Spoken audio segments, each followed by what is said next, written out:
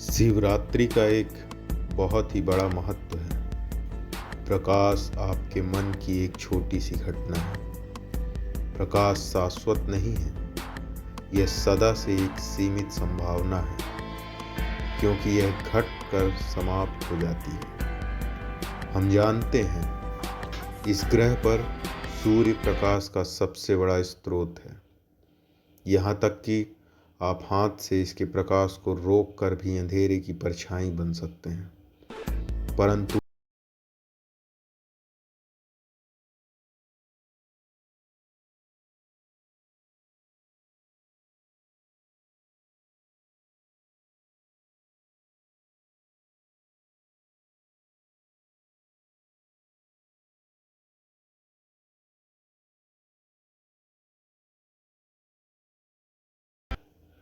यह हर ओर है।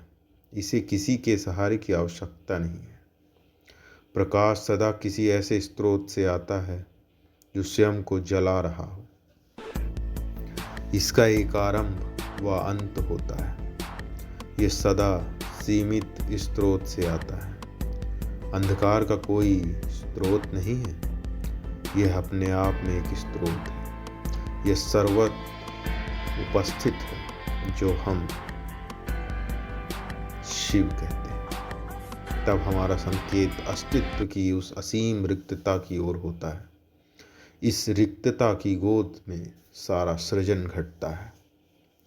रिक्तता की इस गोद को हम शिव कहते हैं। भारतीय संस्कृति में सारी प्राचीन प्रार्थनाएं केवल आपको बचाने या आपकी बेहतरी के संदर्भ में नहीं थी। सारी प्राचीन प्रार्थनाएं कहती हैं, हे ईश्वर, मुझे नष्ट कर दो ताकि मैं आपके समान हो जाऊं।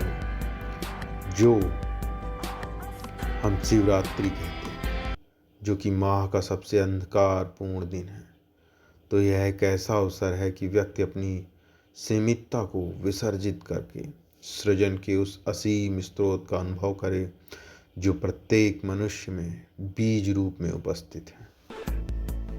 महाशिवरात्रि। शिवरात्रि का एक बहुत ही बड़ा महत्व है। प्रकाश आपके मन की एक छोटी सी घटना है। प्रकाश शाश्वत नहीं है, यह सदा से एक सीमित संभावना है, क्योंकि यह घट कर समाप्त हो जाती है।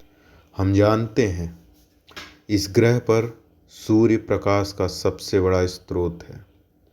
यहाँ तक कि आप हाथ से इसके प्रकाश को रोक कर भी अंधेरे की परछाई बन सकते हैं, परंतु अंधकार सर्वव्यापी है। यह हर जगह उपस्थित है। संसार के अपरिपक्व मस्तिष्कों से सदा अंधकार को एक शैतान के रूप में चित्रित किया है, पर जब आप दिव्य शक्ति को सर्वोपरि कहते हैं, तो आप स्पष्ट रूप से इस अंधकार को सिर्फ अंधकार सर्वव्यापी है। यह हर ओर है। इसे किसी के सहारे की आवश्यकता नहीं है। प्रकाश सदा किसी ऐसे स्रोत से आता है जो स्वयं को जला रहा हो। इसका एक आरंभ व अंत होता है। यह सदा सीमित स्रोत से आता है। अंधकार का कोई स्रोत नहीं है, यह अपने आप में एक स्रोत है। यह सर्वत्र उपस्थित है, जो हम शिव कहते हैं। तब हमारा संकेत अस्तित्व की उस असीम रिक्तता की ओर होता है। इस रिक्तता की गोद में सारा सृजन घटता है।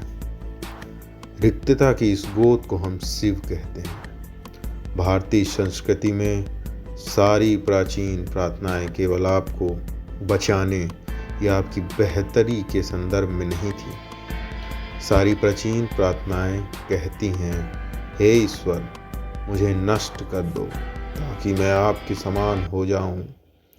जो हम शिवरात्रि कहते हैं, जो कि माह का सबसे अंधकारपूर्ण दिन है, तो यह एक ऐसा अवसर है कि व्यक्ति अपनी सीमितता को विसर्जित करके सृजन के उस असीम स्रोत का अनुभव करे जो प्रत्येक मनुष्य में बीज रूप में उपस्थित है।